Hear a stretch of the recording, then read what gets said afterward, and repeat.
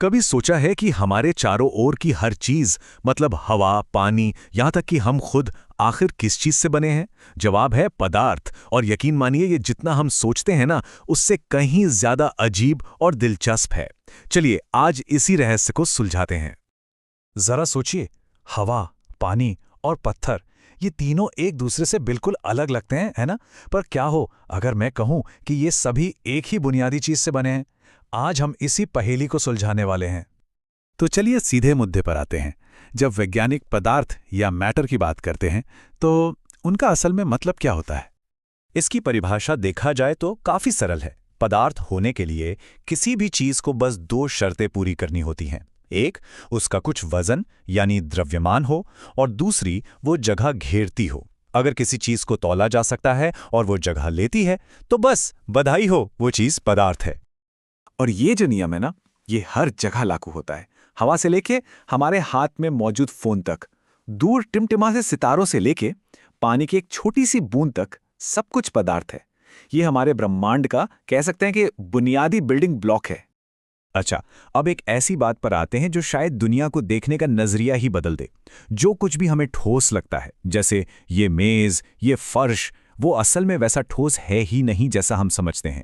ये खरबों खरबों छोटे छोटे कणों से बना है, जिनके बीच में है खाली जगह। पता है, सदियों तक ये विज्ञान की सबसे बड़ी बहसों में से एक थी। क्या पदार्थ लकड़ी में एक चिकने टुकड़े की तरह एकसार है, या फिर रेत की तरह दानेदार? समझ लीजिए कि दो टीमें थीं, और जाहिर है कोई एक ही सही हो सकता था। इस बात को साबित करने के लिए एक बहुत ही आसान सा एक्सपेरिमेंट देखते हैं। एक बीकर में पानी लेकर उसका लेवल मार्क कर लें। अब उसमें 1 चम्मच नमक घोल दें। नमक तो पूरी तरह से गायब हो जाता है, पर सबसे हैरान करने वाली बात यह है कि पानी का लेवल बिल्कुल भी नहीं बढ़ता। तो सवाल यह है, नमक गया कहाँ? कहीं नहीं। वो बस पानी के कणों के बीच जो खाली जगहें थी ना, उनमें जाकर फिट हो गया।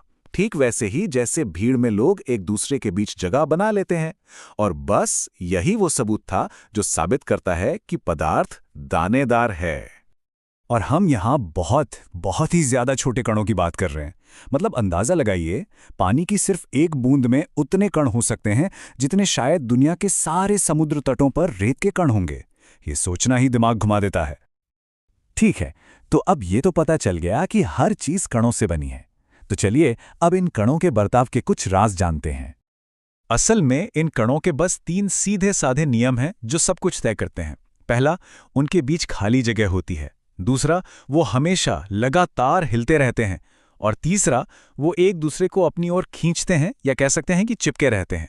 चलिए एक एक करके इन्हें समझते हैं। कणों की इस गति को समझने के लिए अगरबत्ती का उदाहरण एकदम परफेक्ट है। जब अगरबत्ती बुझी होती है तो उसकी खुशबू के लिए हमें उसके बिल्कुल पास जाना पड़ता है, लेकिन जैसे ही हम उसे जलाते हैं उसकी महक पूरे कमरे में फैल जाती है। ऐसा क्यों होता है?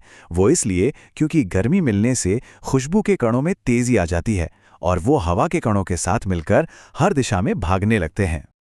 वैसे इस प्रोसेस का एक फैंसी सा नाम है, विसरण या डिफ्यूजन। ये तब होता है जब अलग अलग पदार्थों के कण अपने आप एक दूसरे में घुल मिल जाते हैं। और जब गर्मी बढ़ाई जाती है तो इन कणों को जैसे एक एनर्जी का शॉट मिल जाता है, जिससे वो और भी तेजी से नाचने और फैलने लगते हैं।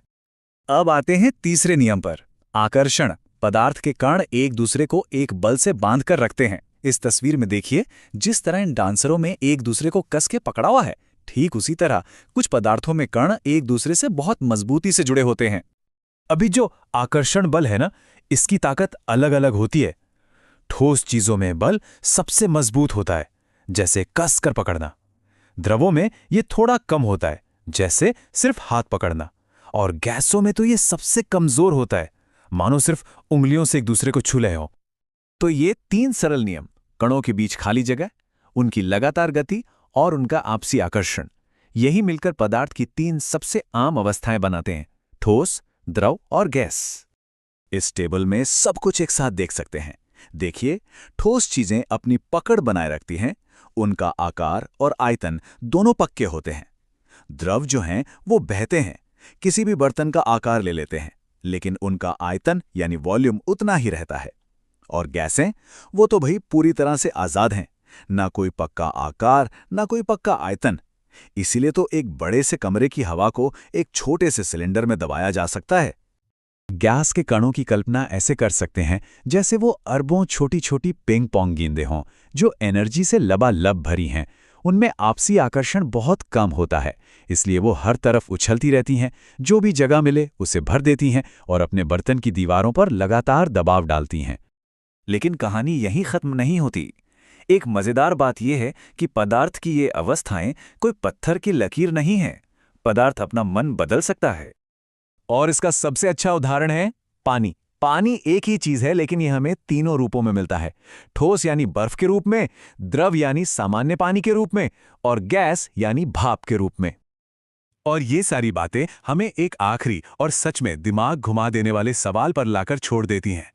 अगर हम और हमारे चारों ओर की हर चीज ज्यादातर खाली जगह ही है, तो क्या हम कभी सच में किसी चीज को छूते हैं? या जब हम किसी चीज को महसूस करते हैं, तो क्या ये सिर्फ हमारे परमाणुओं का दूसरे परमाणुओं को धकेलना होता है, बिना कभी असली संपर्क बनाए? अगली बार जब कोई अपना हाथ मेज पर रखे, तो इस पर विचार जरूर करे। यह दुनिया